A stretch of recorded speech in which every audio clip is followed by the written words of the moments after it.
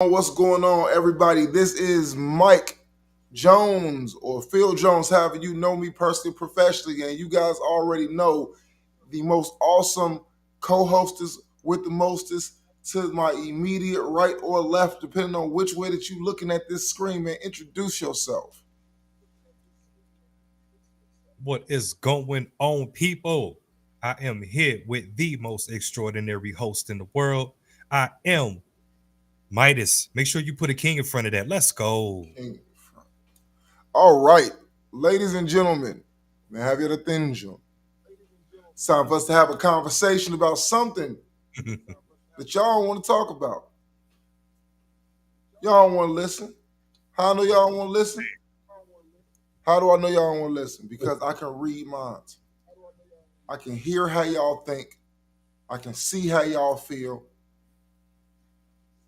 I can understand what y'all tasted. I got it all. I got full length ESP when it come down to this. Okay, no, I don't. Listen, on a serious note, let's have this conversation. We talk about mental health. We talk about financial health. We talk about a series and a myriad of different topics on a regular basis. But let's be real. As a man who takes care of his family, who financially provides and does the things that he's supposed to do, if I am not in the physical condition to get up every day and perform the tasks that I do in order to support, what good am I? Let's just be honest. In order for me to provide for myself and others, I have to be in physical shape, capable of being able to perform my tasks, to take on new tasks, and to continue to put on for those that I love. True or false? I mean, 100% true. Especially if you're the breadwinner. It's a really big deal. Being able to, evade being sick, uh, try to fight through little common colds here and there, still getting up when you groggy or you got other health issues going on. When you're the breadwinner, your physical health is really important, man. Your family's dependent on it. You know, a lot of what happens with many of us, and we just got to really call it for what it is. A lot of what happens to a lot of us is the fact that we we get sick, and when we get sick, we only finally do something about it once it's to a point where we can no longer ignore it.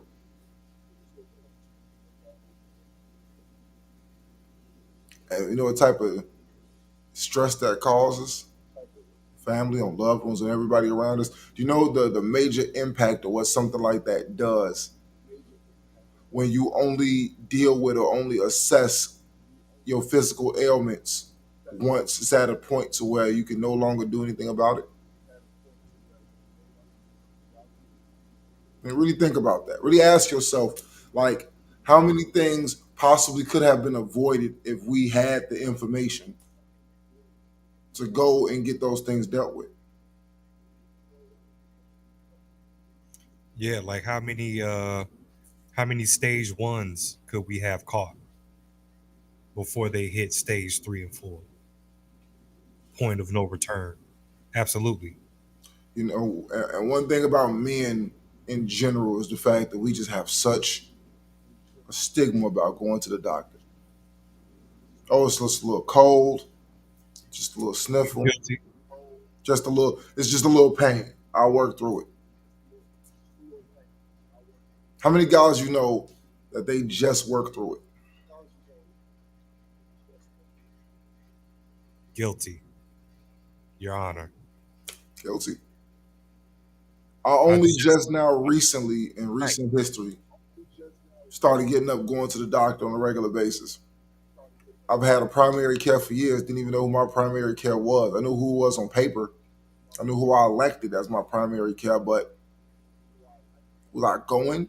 Nah. Then all of a sudden I started having these huge asthma flares. Story time, everybody. Story time. Story time. I work in a plant style facility. My job requires me to oversee dock operations throughout an entire warehouse. And due to that, I have to be on my feet constantly. I don't have a lot of sit down time. So, due to that, I have to be very flexible and expendable at all times. My job requires me to do at minimum 10 hours a day. And that's just measuring from what my Apple Watch would tell me about how many miles I'm doing. Just from the time I clock in to the time I walk out the door.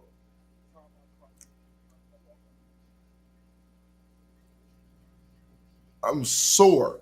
Come home, feet are swollen, stomach started rising, and no matter what I did, like why am I doing all this walking, but I'm getting fatter?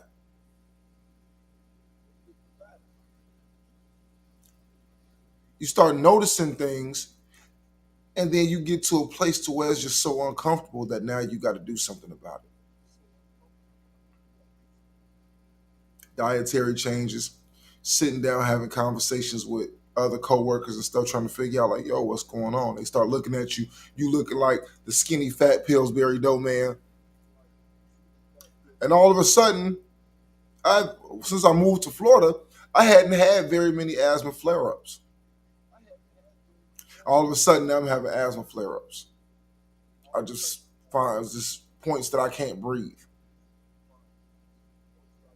Go to the doctor. The doctor telling me that, yeah, you should have been in here. You should have been in here. Just because you weren't noticing it didn't mean it wasn't laying dormant. So here's this medication, here's this medication, here's this medication, here's this medication. Oh, by the way, that red meat that you don't want to eat, you actually need to eat it because of your blood type. And that's also a contributing factor for the reason why your body's not able to fight off such and such and such. And it's just like, ah.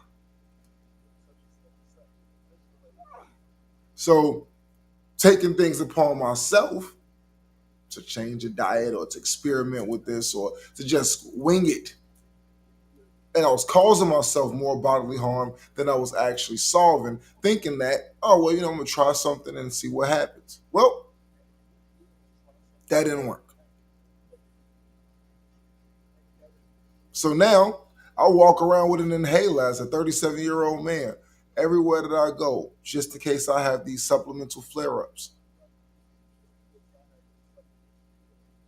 When, reasonably speaking, a lot of this could have been avoided. All this could have been avoided had I just got up and used that medical insurance that I've been paying for years and just walked into a doctor and said, hey, I'm here for my annual. Not me. I go to the doctor when something's wrong. I don't even go to the doctor. I would go to the urgent care or to the hospital, sit in the ER for a little while, let them prescribe me some pain medication or whatever crap that they give you, and then send you on your way.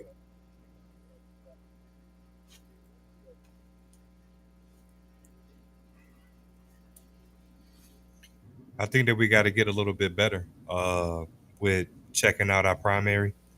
Uh, we definitely need to make it at minimum at least a quarterly visit, one visit a quarter. You know what I'm saying? Because within that, waiting for the next pain or the next ailment to come along, something else could have happened in between that time. You know, we also have to get into the habit of, talking with our family and figuring out what exactly happens or what does our family have. Does our is our disease? Is our family known for bleeding ulcers? Is our family known for aneurysms? What we need to know, what is our family known for? And typically when we find out things like that is when something really severe is going on and you got to go to the hospital. You I'm know gonna what, say man? I've something. been killing me for over a month now. You know, real Go for quick. it. You know, Go I for it. Go just for it. Go. hospital. I just got out the hospital the other night. Stomach was killing me for a little bit over a month. You know, started taking. I'm thinking I'm just clogged or something. You know, took some magnesia, didn't help. Took some Xantax, kinda. You know, suffered through it, worked through it. Some days it was back to back days I didn't feel nothing. Some days a little irritation. Other days it was full on tsunami. You know, so after a while, man, this Easter, you know what I'm saying, this passing Easter, man, I broke down. It was like, man, forget it. I smoked all the meat, cooked all the chicken, whatever, and I didn't even eat, dude. I just packed my phone and went. Uh, so luckily, you know, what I'm saying, nothing permanent or damaging. You know, they found, they didn't find anything. They just said that my stomach lining is damaged and it needs repairing. It wasn't ripped or nothing. That's a plus. But you know, like I probably could have. What's going on, homie? I probably could have avoided that. You know what I'm saying? My lining being so damaged, and now I have to completely change how I move, how I eat, all this and that. When I would have went the first time that it came on, you know. And I know you know what I'm saying, we men, we gotta have that macho ness, and you know, we gotta have that, you know what, let me give it 48 hours to see what happens. Nah, man, we really got to get out of that. So having that conversation with the family about what diseases or what ailments comes along with the family, who had what, why did this person pass, how long did they have it before they passed, how long was they dealing with it, you know what I'm saying, like we need all that information because that is our family tree, and we need to know what we passing on or the possibility of what we could pass on. It may skip your generation, but it may hit your child. You have Mhm. to know that. You know, and what you're saying, that's one of the things that I like to try to encourage, like new couples, even older couples, if it's never discussed. I think that part of your dating strategy or part of your conversation that you're having with your spouse, it needs to have an element that it includes discussing your marriage, discussing your family history. Even if you're a baby mama, baby daddy, whatever the situation is, you have to know certain information about who you're getting ready to bring into this world so that you can equip them early to know that there are certain medical issues that run in the family. And I think that there's something that there's like a faux pas about, or something that there's a shame about, to where people just don't talk about those things. Or it's just something that's always pushed off to the back. And the thing about it is the fact that, you know, as much as I enjoy, you know, saying the fact that there are stepfathers and stuff like that out here, a stepfather may not have the blood type necessary to give a blood transfusion to their stepchild in the event that there's a problem. There's always another element to it, to where it's not just the nature of a biological child, but it's because of the fact that there's certain medical information that is necessary that that child may need to know about themselves that you're depriving them of by not properly vetting who you're mating with. Correct. So that's just one element of society to where it's like we just continue to create life with people over and over again and not necessarily have the information that we need to have in order to ensure that those children can have the best statistical outcome. We'll talk about poverty, we'll talk about, you know, school, jail, all these other things, but when it comes down to just understanding medical records, when it comes down to just understanding things like diet, when it comes down to understanding things like what's running in your family. What did this person's grandmother have? What was passed down? Oh well, we have lineage from the Mediterranean. Here's something that kind of runs in the gene pool from the Mediterranean, or here's something that, well, it's just all different types of factors of looking at your medical history that you just cannot ignore, that you just can't oops and stumble upon it. And we got to get out of the habit of not expressing to our children. Most importantly, we got to talk to our children about these things that we find out.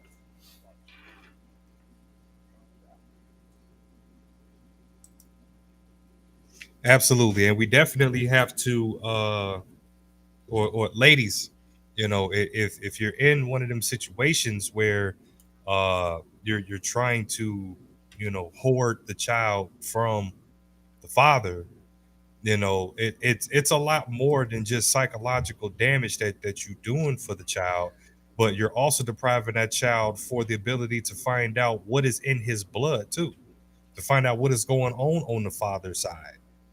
you know Bipolar could be passed down. You just don't know. So I really think that's really important that line of communication, it does have to be open for the sake of for the mental health, physical health, everything of the child. And obviously there are those gentlemen who are unwilling participants in their children's lives and stuff like that. That's why the vetting process has to be it has to be proper. Like there's just it's just certain things that is just to Yeah. be responsible, like to bring a child into the world in any at any rate.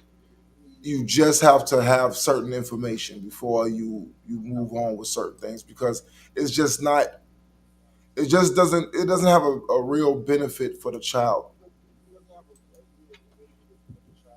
It doesn't have a real benefit for the child. And like sometimes you have to look at a situation and say to yourself that based on what I see or based on what I need in order to be to give my child the best possible outcome, I have to look at all of these factors.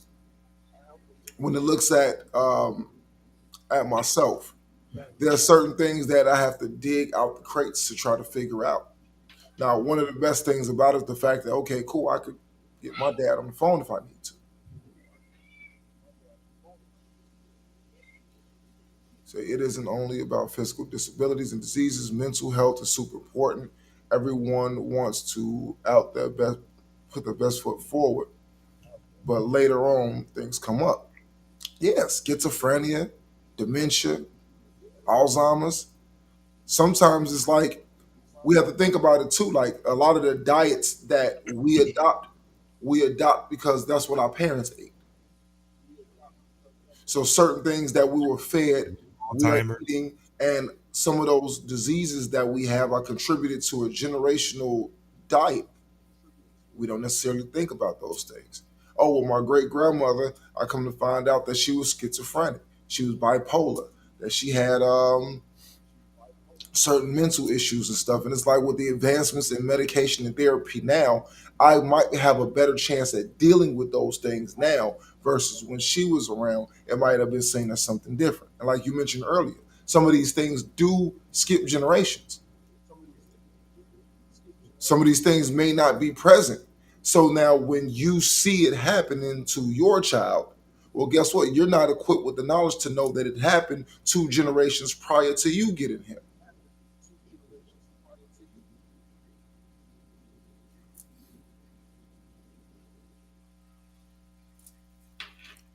Yeah, come on up. I'm finna send you the link. This is the gentleman Elliot, who was going to be a guest on our last show. Going to go ahead and send him the link and have him come on up and come have a brief convo with us. That's okay.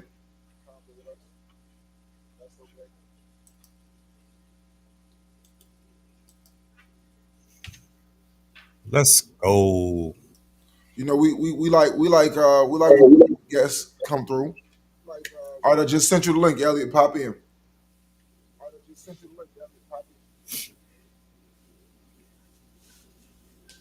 So I mean, most importantly is like when I have to look at things that are important, like physical health, mental health. A lot of us don't. We just don't have the information, and we don't think to ask or to sit down with our parents and have these conversations because it doesn't become a thing when you're young and your vitality is at its max. We start getting to our 30s and 40s, boy. all of a sudden it's just like, why is this happening? Why is this happening?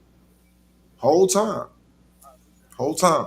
You don't think about it, bro. You never really think about it because, like you said, vitality. I'm young. I'm moving and shaking. You know what I'm saying? I got the whole world to see. You know what I'm saying? I want to do a lot of things. I want to capture a lot of things. Da da da da da da da. The list goes on. So that's not the first thing that's crossed your mind. Is I need to find out what ailments my family has. All right, You know, without further ado, mindset of having a family right now either. I mean, absolutely. Now, without further ado, we're gonna go ahead and invite our guest up. Might just go ahead and give him the grand introduction. The grand introduction. This is the extraordinary man. And everybody, let me introduce you to Martinez. Make sure you put Elliot in front of that. Let's go. What's going on, gentlemen? What's How y'all going on, sir? Welcome to the Extraordinary Man Podcast. It's so happy to see you, brother. It's been a while. Likewise, I like what you guys are doing.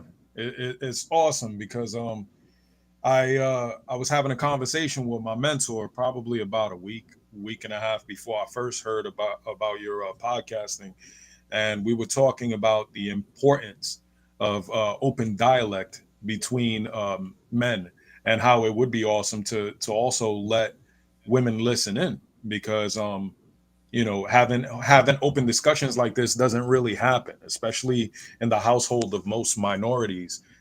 Passing power from ear to ear or from uh, you know to leader is super important. But the conversation that you guys are tapping in on right now, I think it's dope.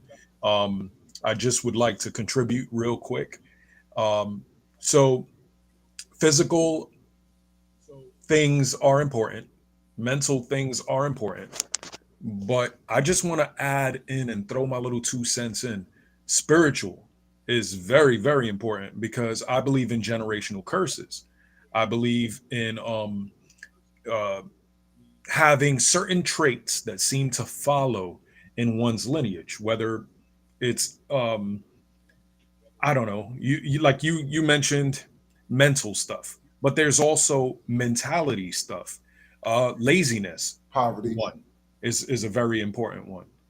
Um, Obesity. Yeah. Obesity, right? Those are habits. behaviors, and things. Yeah, They absolutely. they aren't necessarily physical habits, but they're habits.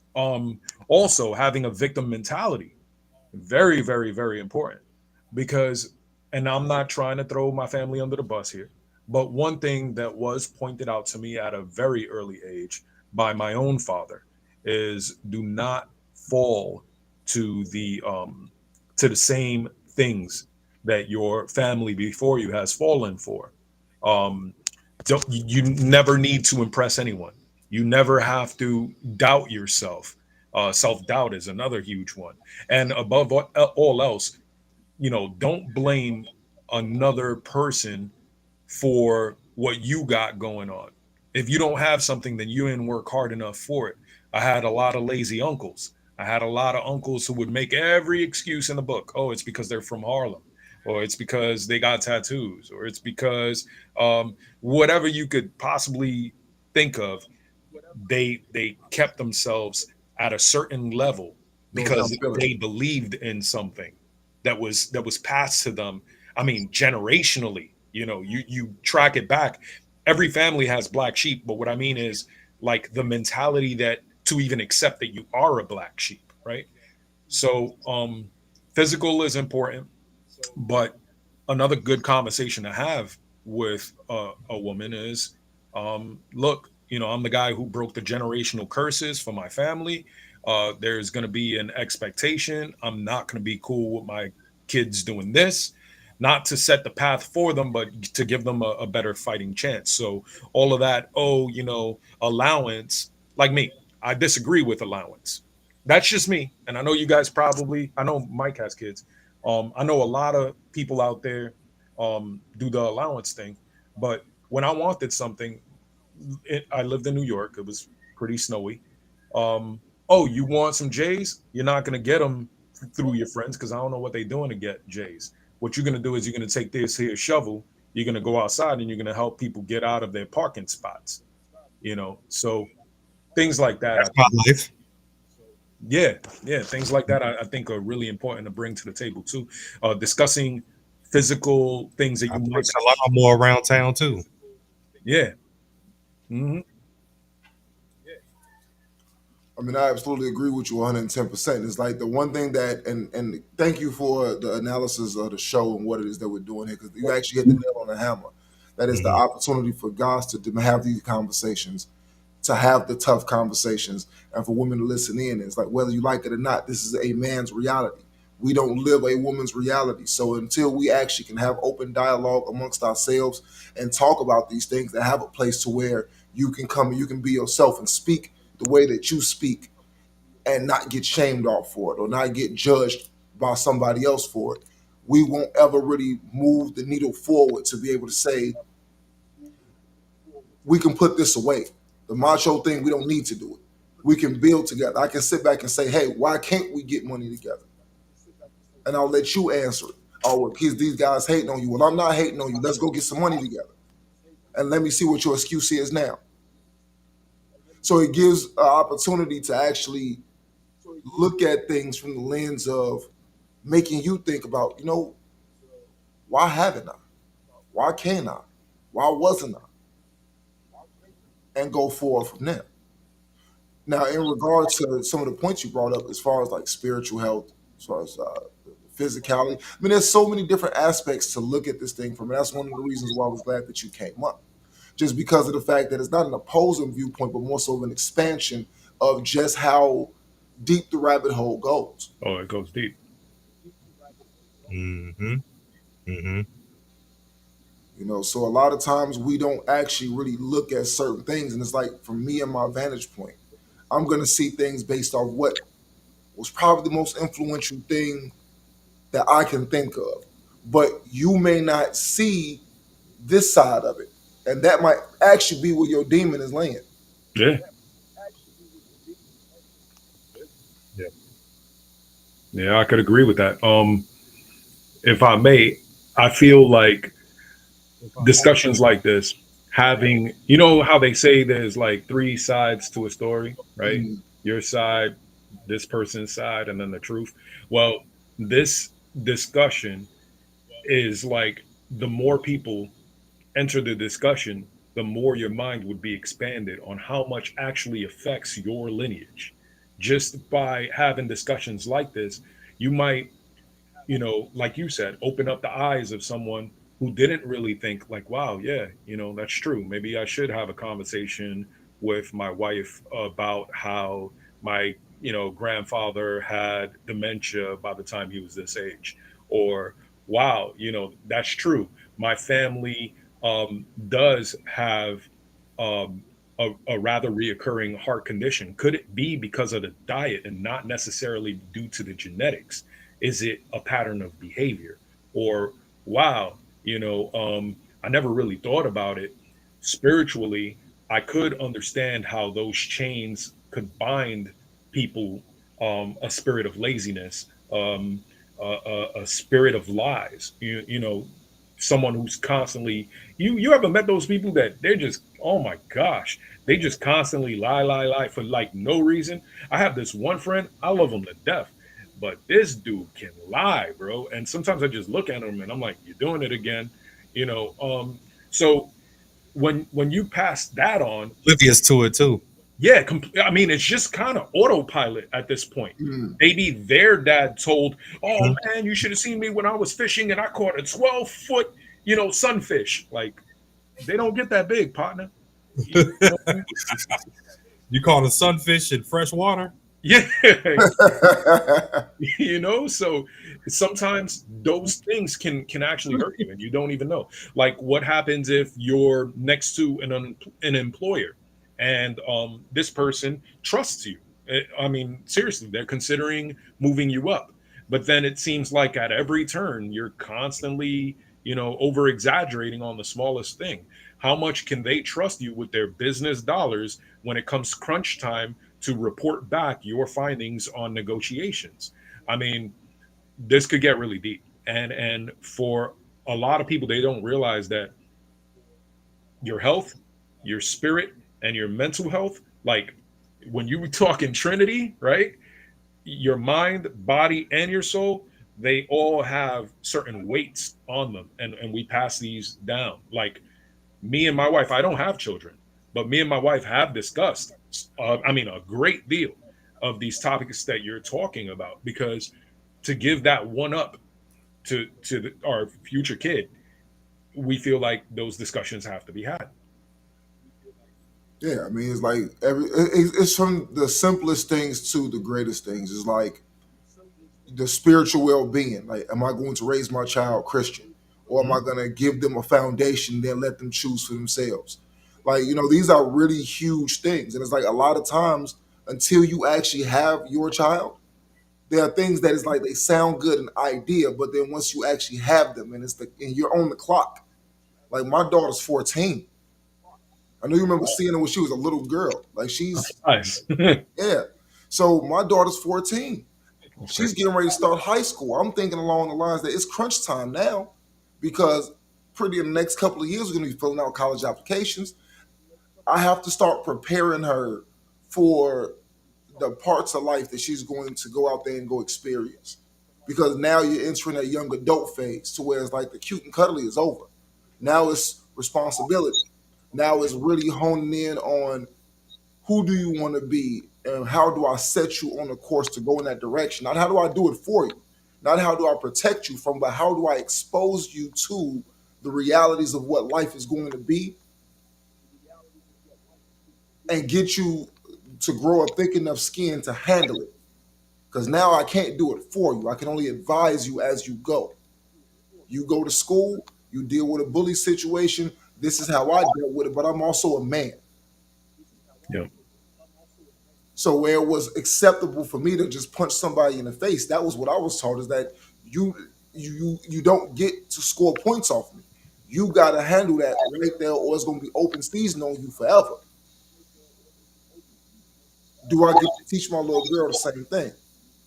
And you also have to judge whether or not what you learned was beneficial to you, because we learn to punch people in the face, but now in today's, extremely PG-13 society, it's almost a double-edged sword and an oxymoron. Everybody's walking on eggshells as far as what they can say. They're too scared to offend anyone, but then at the same time you got 15 or 16 year olds walking around with straps. So it's like back then we didn't have to worry about that. So what is the temperature going to be? Or is it more beneficial to let the person punch you in the face so that you could lawsuit somebody and walk away with 30 grand? So your mentality shifts constantly as you age. And another thing that you said, cute and cuddly, was one of the things that really stood out to me.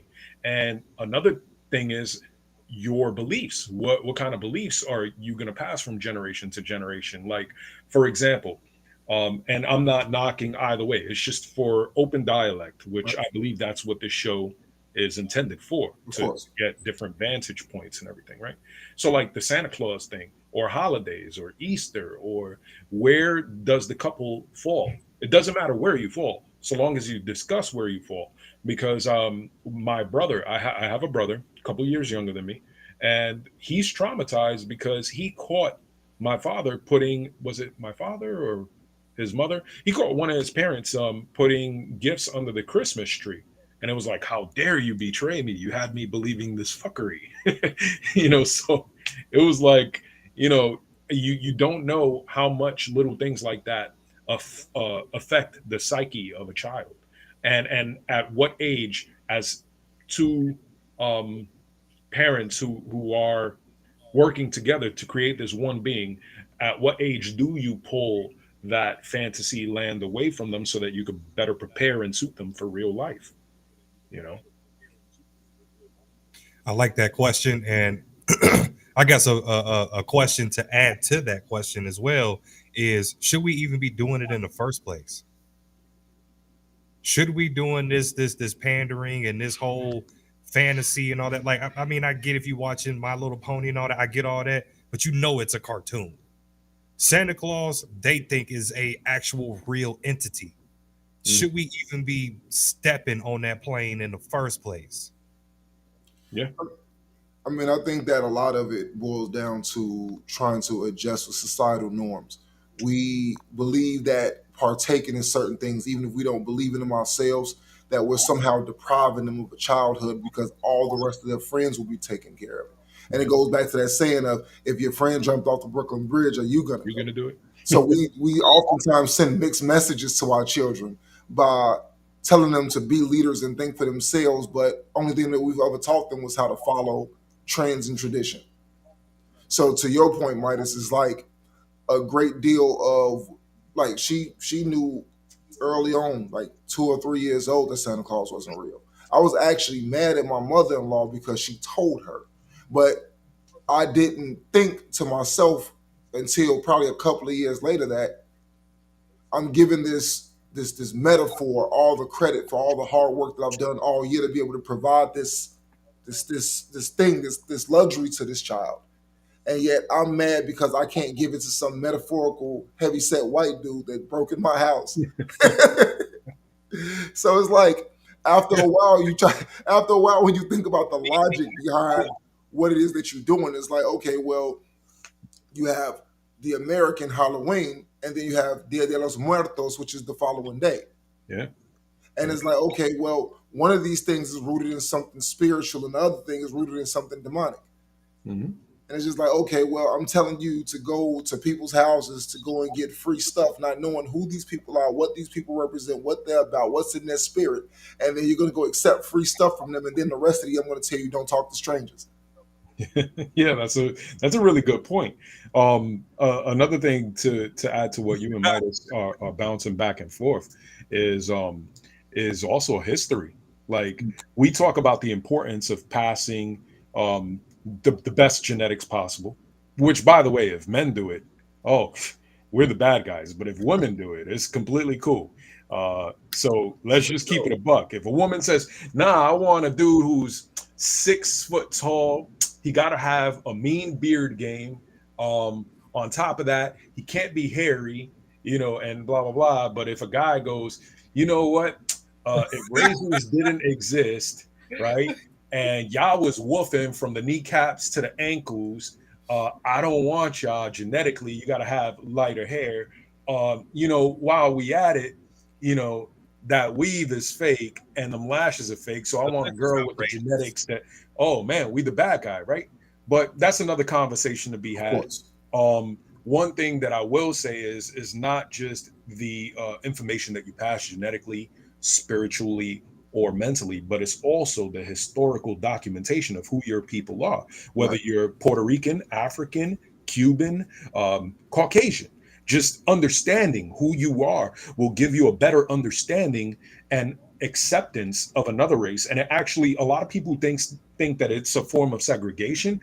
And to be quite honest with you, I disagree, because to a certain degree, by understanding your own roots, you understand that you are not just one thing, and you start having a better acceptance of things that may not be associated with your particular genetic makeup. Like on behalf of a Latino or a Puerto Rican, I know that there's a lot of Puerto Ricans out there who you call them, oh, you a moreno, you're black, you're African. Oh no, no, no. They go into this full-fledged defensive place, right? Oh, I'm Indio. I'm part Yeah, African. yeah, yeah. I'm And some don't of get me wrong, I everything. can show you my DNA ancestry. I am predominantly indigenous. I also have a lot of Spaniard and a lot of Portuguese in me, but there's a particular fourth of me that I cannot deny. Like my man, I'm 25% African. Like from different locations at that. If you go to places like Nigeria, there's over like 200 different tribes. So understanding your particular history will also give you a better understanding of what you should be eating, where you should be praying, where you should be understanding of. So like as a Christian, I for the most part of my life wasn't very understanding of other religions, because it was passed on to me that Bible thumping was the thing to do, right? And then as I grew and I realized that Abba and Allah and God are all the same thing. And I investigated more and more and more. Now, I kid you not, like me and True Logic, we could talk about religion Mm. for hours. He's Muslim, and I define myself as Christian, and it's a beautiful thing. So a lot of hate also stems from stupidity that's passed on from person to person without understanding your uh, historical identity. And I think that's important too, passing that on and understanding, just like Santa Claus, right? If other people want to believe something else, then let them believe it. So long as you know who you are, you're good. Be understanding and respectful of everyone else's beliefs, but also have your own identity. And to that point, one of the tenets of Lord, most I belief think that's systems. something. Oh my. Go ahead. No, I wanted to add on to what he was talking about as far as like passing things on, understanding like these are the foods that we aren't supposed to be eating. This is our history. This is our, you know, a little joke, saying delusion is now a genetic getting passed on in the female pool. But I was gonna say, like where you're supposed to be, where your body is physically supposed to be geologically, as far as like your genetic, your chemical makeup, the way that your body responds to the climate, things in the atmosphere in certain areas where you're at. Like we need to understand our full history, because maybe I'm not supposed to be in Illinois. Maybe I need to be in Florida with you. Maybe my body responds better to tropic weather. You know what I'm That's a saying? very So I good think point. that's important. That is a very, very good point. A good way to look at it. And I was having again this conversation with someone else. It's just crazy. You keep bringing up references to little combos that I have with other people. The We were talking about universality of knowledge. yeah. So we were talking about the coqui. You guys know what the coqui Yeah, is, right? I, The native. I do. Okay. The native frog of Puerto Rico has a very unique sound. The island is known for it. If you so much as try to take that frog as small a distance from Puerto Rico to Florida, it's not going to make it, right? So that's a very, very good point because I'm gonna give you guys a little insight. So my wife has done like a social media cleanse. She goes online, she posts her things to help other women. Ironically, she focuses on the women, the flip coin of this very same show. And I thought it was a little weird because I wasn't really understanding of what she would do. She would do things like grounding, like walk on the ground in the backyard barefoot. And the inner Christian in me, right, was like, oh, that's witchy shit. Like, I don't want nothing to do with it. And then I investigated it, trying to quite honestly sway her in an opposite direction. And what I actually came to find out is that sun gazing, sunbathing, grounding, and being one with where you're from is actually right up our alley. So even me, the indigenous background that I have, people in the Caribbean have been doing this for hundreds and hundreds of years. It's just a new found, they call it like the new age. You know what I'm saying? Certain things are new age and I don't agree with, but then certain things I was ready to bash, and then I found out, yo, our people been doing that for a really long time. Maybe I should be doing that shit too. It's a direct harmony It with makes the sense too, earth. because the earth is magnetic. Yeah, your body is electric and magnetic, and the earth is electric and magnetic. You wearing rubber soled shoes, you're disconnected. She was just telling me That about that. makes a lot of sense. You know what's funny? Me and Jada just last week we were at Lake Yola, and she had proposed a question to me, and I thought it was such an interesting question. We were sitting down, and she was like, "Why does it seem like all the best conversations I had near water?" And she was just like, "Look around. Like you have all these people, you have all these animals. Like there's a whole ecosystem, and all of it is just surrounded by the water." She asked me, "Why is that?" Water. And then I was like, I don't necessarily know, but I do know that there's a peaceful tranquility that water has. That there's a aspect of being near water, being at the beaches, listening to the water, seeing the waves move. Oh, it's cleansing, brother. Yeah, it's and your bodies are made of majority water. So I believe that there's a 60% for the male. I'm sorry. 60%. That's what I do. I'm actually a hydro analyst. Well, now I'm a public relations manager for my company, but Okay. I work with water.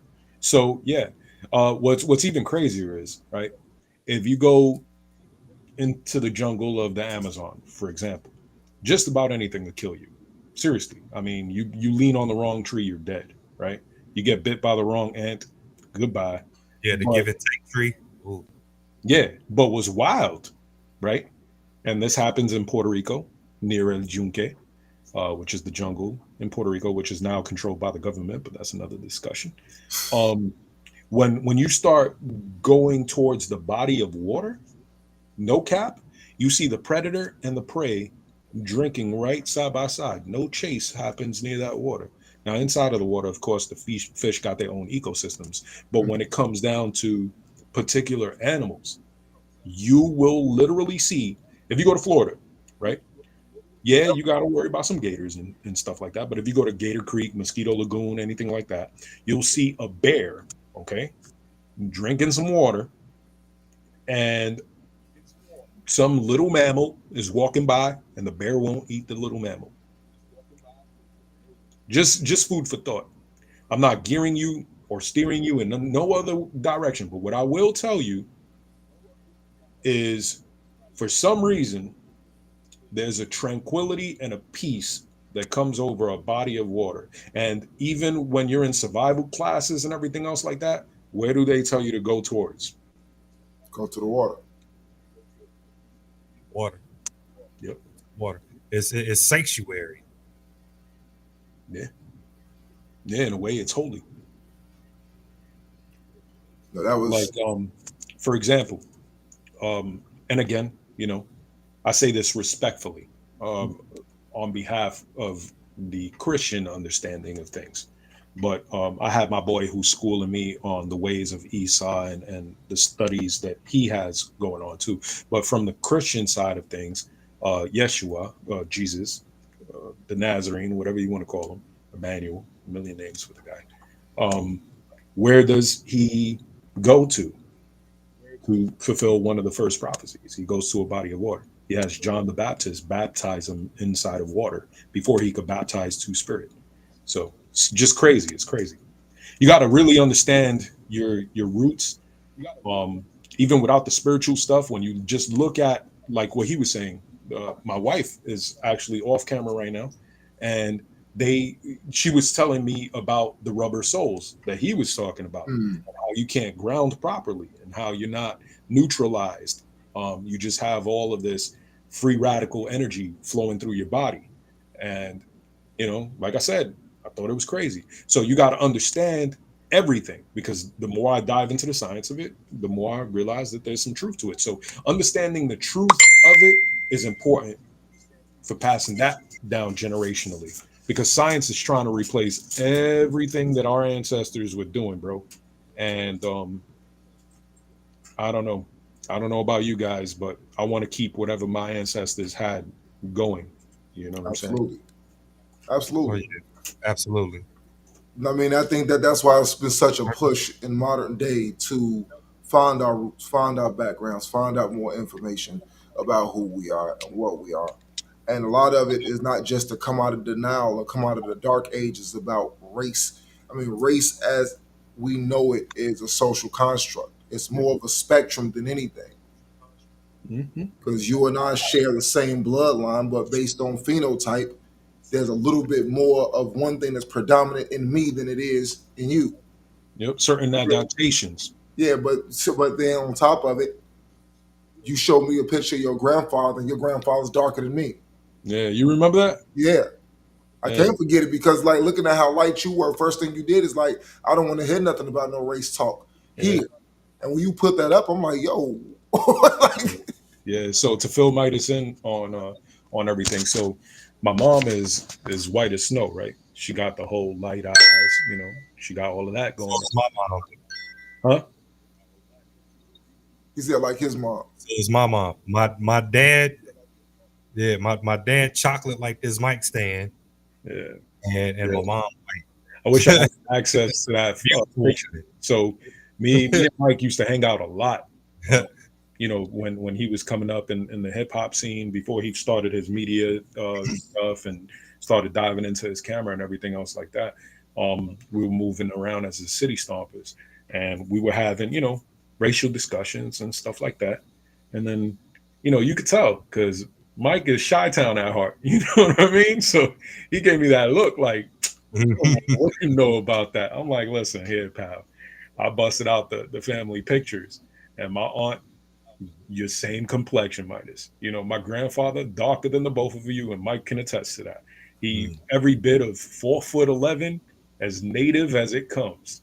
You know, hair down to his elbows. You know what I'm saying? But then when you look at him, it's like it's not a sun complexion. It's a genetic complexion. You know what I'm saying? It's just my mom came out fair like my grandmother. So just to fill y'all in on a little, it's a little getting off topic, but it's also staying on topic because understanding my grandfather's roots is important. Like my child has to know about this. You know what I'm saying? So my grandfather is extremely native. Like he refused to have television, air conditioning. He had 13, 14 kids with my grandmother. I say 14 because one of them passed away, but they lived in separate houses due to the difference in how their upbringings were. He would cut his own sugar cane. He would go catch his own fish. He lived off the land. Like he was about that life. You know what I'm saying? And here my grandmother was, and she came from the Spaniard, from the colonizers. You know what I'm saying? She came from that. So she had money and all of this, and it was frowned upon for her to go and date this savage. You feel where I'm coming from? It was like, nah, you're supposed to be over here with your peoples. And my grandmother was blind to color, and she fell in love with this indigenous man who's black as all hell and lived the old way. They just agreed to disagree on certain things, like technology and all of that. My grandfather was highly against that stuff. My grandfather died at 103 years old, so he was doing something right with his diet, you know. And I passed that. I passed that down. For example, right? Just recently, there's this craze going around, and I'm getting back to my roots. I could show you some pills and stuff. I don't know if I could get in trouble for showing this kind of shit, but so my doctors were putting me on lisinopril for blood pressure, and they were trying to put me on Zoloft for anxiety, and they were trying to put me on this for this, and that for that, and this for this, and I was like, what am I doing wrong here? Then I was like, all right, let me try it the old way. So I put my wife on to ashwagandha, and we started taking valerian, and we started taking root. And then next thing you know, all my shit left. And then the minute that I stopped taking it, back to the hospital I go. So we got to pass that on too. Your grandmother's recipe, your great grandmother's cure for a common headache, that kind of stuff too, man. I mean, with all honesty, it's like I think that certain aspects of modern medicine and modern education are literally created solely to deviate you away from understanding and sharing these things. Because in certain aspects of what it is that you're saying, is like I'm one of those people. I don't believe in ADHD. I believe that I believe you don't change the child, you change the education. Everybody isn't wired to do the same thing. So where I can sit into a classroom and listen to a boring lecture for an hour, this child over here doesn't mean that they should be able to do that. That just means that this isn't their walk or their path, and they need to be putting something more stimulated. Some people work well with their hands. Some people are more, I got to touch it to really grasp the understanding of it. Some people, they can listen to it and repeat it back. Some people, if you show them how to do it once, you never have to show them again. There are all these different types of learning styles, but at the same token, they gear the education toward one direction. So if you can't pick up in the auditory setting, then there's something wrong with you. Special ed, remedial classes, Ritalin, all these different medications and all these different quote unquote processes and programs. And then now the psychology is that once you have believed that this is part of who you are, the deprogramming to convince you that you're not this person is way stronger. Yeah. That part I agree with 1,000%, because if you tell a kid he's stupid, he's stupid, he's stupid, he's stupid, he's stupid, he's stupid, he's stupid, then kids gonna believe I'm too stupid to make a good decision. If you encourage a child and you're like, you're gonna be the greatest, you're smart. Look what Customato did to Mike Tyson, right? Mhm. So you there's been experiments proven. I don't know if you guys seen it on YouTube where they got three things of rice, 3 cups of rice, and then they speak nothing but negative into 1 cup, and then they speak normal words, and then they speak nothing but positive to the other one. For some reason, and I don't understand the science behind it, I might try to do it myself to see if it's legit. One of the rices got moldy. That was the one you're constantly speaking negative to. And the one that you're constantly speaking positive to lasted the longest out of all 3 containers. So I might give that a shot. But before anything, I'm not trying to put my own information out there. Yes. I'm just going to cover half the jar. This is what the doctors wanted me to take. This is what Dr. Sebi wanted me to take. Could you guess which one actually healed me? The one that Dr. Sebi wanted you to take. I'm not even bullshitting. And The one all that's Sebi in here, first of all, is cheaper. That's Mhm. number one, because after a couple months of doing it, I didn't have to take it for quite some time. Whereas with the doctor stuff, I had to keep taking it, and then when I stopped taking it, there was withdrawals and all kinds of stuff, right? So I'm just gonna read some of the ingredients, bro, and tell me this shouldn't be passed from generation to generation. Tell me that this shouldn't be something that I tell my children about. You know, so it's a proprietary blend, and the main ingredients is guaco, contribo. These are all Caribbean roots, by the way. Valerian, blue vervain, and uh, Paulina cupana, which is just another word for another herb. Now, how is it that when you mix 6 different herbs, all my symptoms go away, right? Mhm. And yet, when we just look at blood pressure medicine alone, you know how we're told that um, dandelions are like weeds, like we throw Roundup on it, we pluck it out the dirt. dandelion is the best flower for your heart. Yeah, and you want to know who? Ah, I ain't trying to have black vans in front of my house or nothing, but yo, but you know what's crazy? Roundup, the same company that makes lisinopril invests into Roundup. Of course. Like that. That's not conspiracy. Like you could Google this stuff.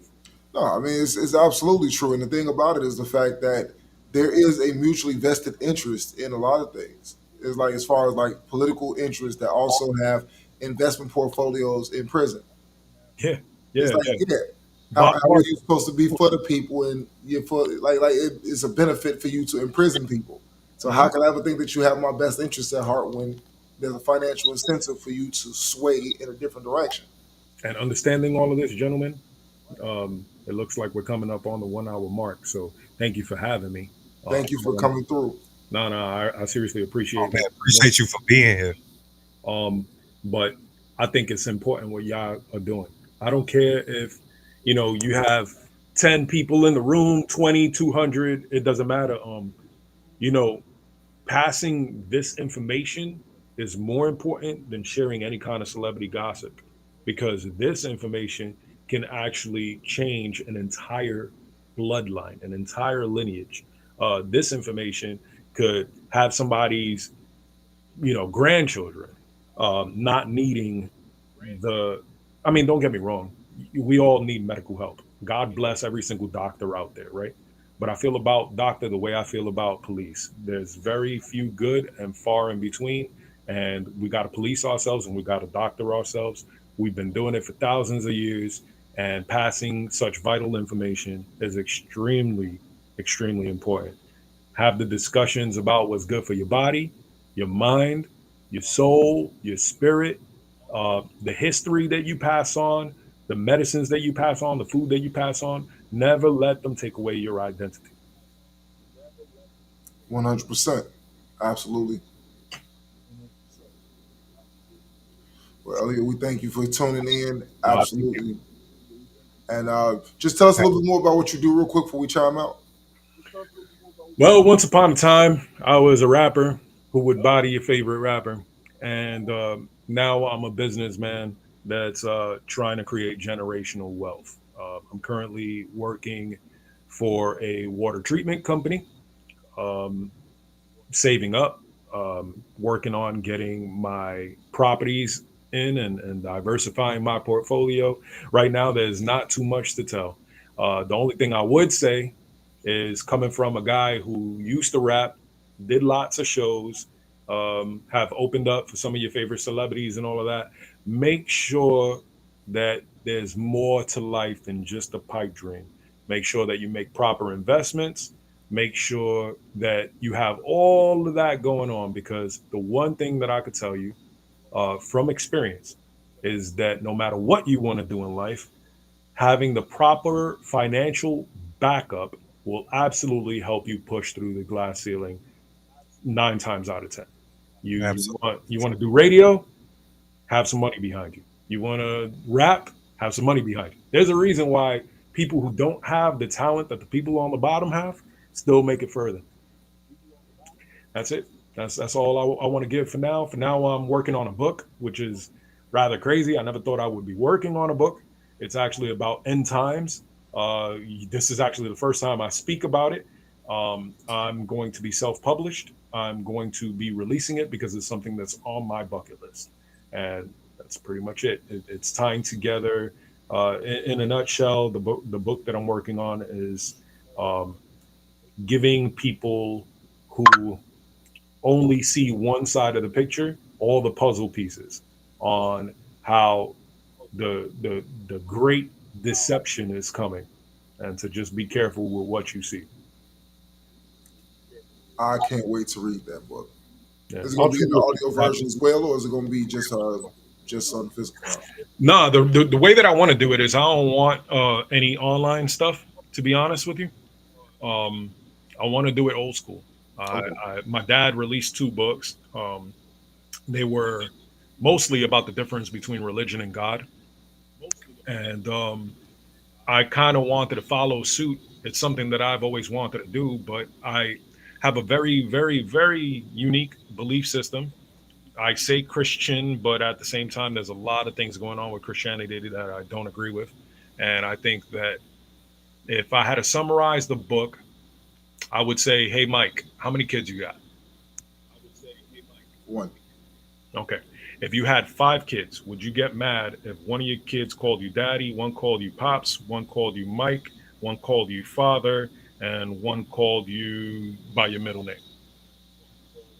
Yeah, Mike is a problem. I would probably have an issue with you referring to me in an informal way.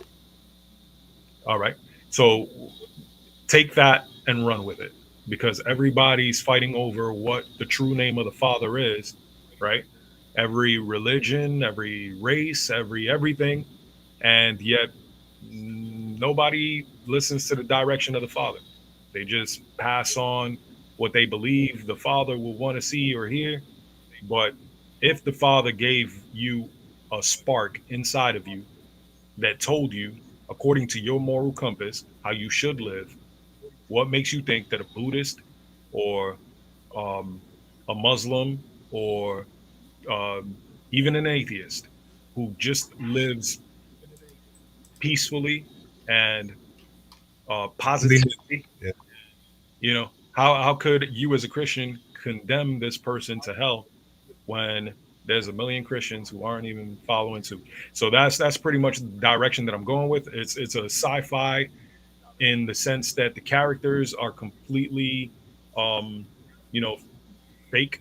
They're not based off of real people, but it's going to talk about the end times and how a lot of people are going to be surprised who's going to make it to the other side. That's it. You know, what's funny is that as you were explaining that part to me, the only thing that it made me think about was Matthew 15:8, about how they draw nigh to me with their mouth, but their hearts are far from me. Hmm. Yep. There's a lot of Pharisees and Sadducees and a whole bunch of nests of vipers, and we also have idols, um, who we ask for forgiveness. I'm not going to go too much into that. We have crowns that we kiss, and yet we're quick to break every single uh, one of the commandments, including the two most important, which is love thy neighbor and love thy God with thy whole heart. So your neighbor is included when they say different faith. That's also your neighbor. I can't wait to read that. Yeah, it's gonna get me in a lot of trouble, but yep. It's not worth it if it doesn't. Hey man, yeah. At the end of the day, you gotta Don't have want something that it's gets looking out for of you. the way out. All right, man. Well, thank you for tuning in with us today, man. Definitely looking forward to getting back with you in the near future. You take it easy. Kiss your lovely wife on behalf of the extraordinary men. Well, not necessarily that Hey, regard, but yo, hey, in the regard of a Italian style, give her you hear your family. the salute and the respect. Thank you very much, kind sir. You guys keep doing what you're doing. All right, Again, my name's appreciate you, man. Kumar. Thank you. This is the first time and probably the last time I'll discuss the book until it comes out. And keep doing what y'all doing and spread the knowledge. Peace. And by the way, you're gonna have to kick me out because I don't know how to end this. I got you, bro. All right, man. Peace. Peace. All right, and that concludes the extraordinary man. That was fire. That excludes that. Oh, that was great. That was great. So that concludes the That was fantastic, man. And podcast I want to today. add on something. Say it again. Said I wanted to add on something because to that conversation. Oh, go ahead. He mentioned he mentioned the project or the experiment about the rice in the cups. And they actually did an experiment similar to that with plants. And they also did it with music as well. So they spoke negative words to one plant, spoke positive words to another plant, and the plant that got the negative words died. The plant with the positive words flourished.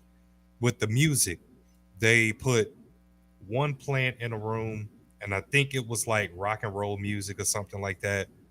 And they put another plant in another room with classical music, and the one with the rock and roll died. So that those two experiments, anybody out there that want to look them up, saying they can check that out. And I kind of want to speak back on what you were saying about the school system, to where this kid is auditorial, this kid is hands-on, this kid is, you just show me one time and I'm cool. There's this story, and please don't chop me down if I get it wrong, but there's this story about a monkey and a fish, and the monkey would talk about the fish because the fish couldn't climb trees. And I guess the fish didn't know he was a fish, but anyway, every single day the fish would be down and out because the monkey kept talking about him because he really wanted to climb the tree and he couldn't climb trees. Well, how I'm tying this. Okay, I'll read that in a second. So how I'm tying this in with the school situation is that you cannot treat a child that's auditorial and try to force them to learn another way. They're a different type of animal. They're a different type of learner. You know what I'm saying? You have to let that person know that no, you're not the monkey. You don't climb trees. You don't learn this way. You are a fish. You learn like this. And I kind of wanted to bring that forward as well and let everybody know that, what I'm saying, you are special in your own way. And you have to figure out the best way for you to gain the knowledge that you need. Anyway, I appreciate y'all tuning in. Make sure that you talk with your families, your loved ones, your wife, your kids. Let's start getting our families' history, our health history, our mental history, our spiritual history, everything. Like, we really need this information and document it and make sure that it's somewhere safe where you're able to pass this information along. Don't wait until the last minute. You know what I'm saying? Like I said earlier, I finally went to the hospital. Luckily, it was nothing major, but it was on the brink of turning into something major. Don't wait to the last minute. I'm I'm not a doctor, but I personally recommend that we go at least once a quarter. Absolutely. We got to start really taking more heed to it. And I'm going to say this like I've been saying since the beginning. I have sat down with counselors. When I stopped fighting the counselors and allowed the counselors to do their job, it actually has benefited me. It took a lot of the rage and a lot of the excess energy out. I've read a lot of books. I've read both the Bible and the Quran, and I reference them quite often just because of the fact that having something to believe in matters. I absolutely encourage people not to go and do a specific thing, but to do something. Because in doing something, it will lead you into the direction of what's going to take you to where you need to be in order to find where you are spiritually, where you are mentally, and where your focus lies. I will always tell people the simplest information I can give you is that when you identify a trigger, that's where the work begins. So if somebody can say something to you and you can feel aggressed and ready to snap and lose it, that's where the work starts. If you look at your bank account and you get triggered because there's not enough money in it, that's where the work starts. Identify your triggers and start building from there. And the journey is going to tell you where you need to be. That's a belief that I have. Whether somebody can attribute it to God talking to you or whatever the circumstances may be, I can't speak on that part because belief is subjective.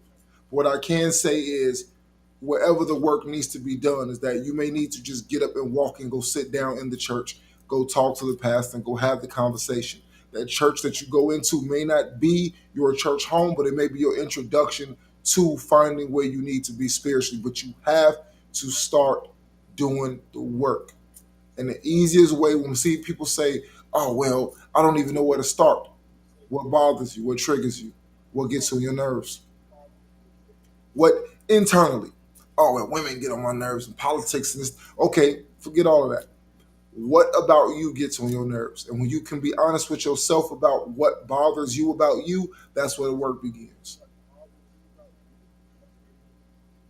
I'm not making enough money. That's where the work begins. I don't like what I do for a living. That's where the work begins. Anyway, guys, it's the Extraordinary Man Podcast. We have a solid show today.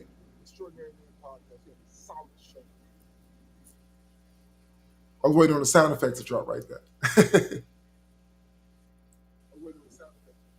I'm waiting for it too. It glitched out. All right, guys. That's our show today. Make sure you guys. That took forever, man. Make sure you guys tune in on Friday, same time, 7 p.m. Central Time, 8 p.m. Eastern Standard. We'll be tuning in for the next episode of the Extraordinary Man Live. Thank you guys for tuning in. As always, we are 232 subscribers into our goal. We appreciate each and every last one of you guys for your continued support. And also, make sure to visit the Facebook page of the Extraordinary Man Facebook page. We'll be posting more content there daily. Going forward, I'll make sure that there's at least several posts per day inside of that chat with clips from our previous shows, from everything else that we had. So be on the lookout for that. Make sure to join it. Remember, women are allowed to communicate and have conversations in the Extraordinary Men group. You are not necessarily on the podcast specifically, but you are invited to listen, to learn, observe, and ask questions for us to deliberate on because we love the feedback. Anyway, Midas, you have anything you want to add? That's it, man. You hit everything on the head. Like, share, subscribe, and click the bell. If you want to throw up the QR code, please tap in. We are 232 strong. We're looking for our goal to finally hit 250, and then we're just going to keep rocking and excelling from there. So please hit our YouTube channel, like, share, subscribe, and click the bell, and let everybody know that we here in the atmosphere. You know, there's no other podcast that's breaking down these type of talks like we are.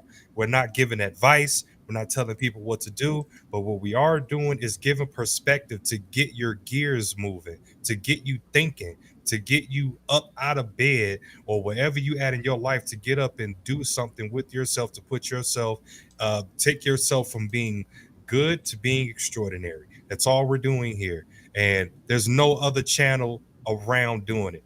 Extraordinary Men Podcast. Make sure, again, hit us up in the Facebook group. That's where you can chat with us directly, any concepts, any ideas that we can deliberate on, and we bring it full circle around to the podcast and we do it live. All right, guys, that's our time. Thank you guys again for tuning in with us. Peace.